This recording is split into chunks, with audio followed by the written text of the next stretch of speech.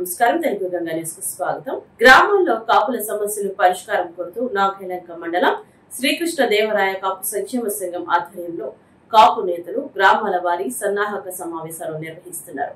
సంక్షేమ సంఘం అధ్యక్షుడు బోగాది సోమశేఖర్, ఉపాధ్యక్షుడు తోట శ్రీనివాసరావు నాయకత్వంలో నాగాయలంక మండలంలోని తుంగలివారి పాలెం గ్రామాలలో సన్నాహక సమావేశాలు జరిపారు.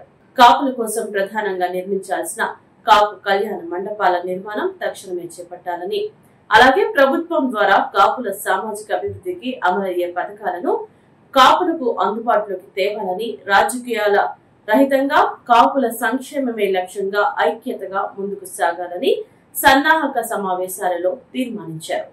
గ్రామాల్లో సన్నాహక సమావేశాలు పూర్తి అయ్యాక మండల స్థాయిలో భారీ ర్యాలీ జరిపి నాగాయలంకలో కాపుల ఐక్యత మహాసభ నిర్వహించ తలపెట్టినట్లు నాయకులు పేర్కొన్నారు. సమావేశంలో మాజీ పిఎసిఎస్ కమతం నాంచారయ్య, భర్మా బాబురావు, పులిగుజ్జు అక్షయ్, భోగిరెడ్డి బుజ్జి, గంగు ధోని తదితరులు పాల్గొన్నారు.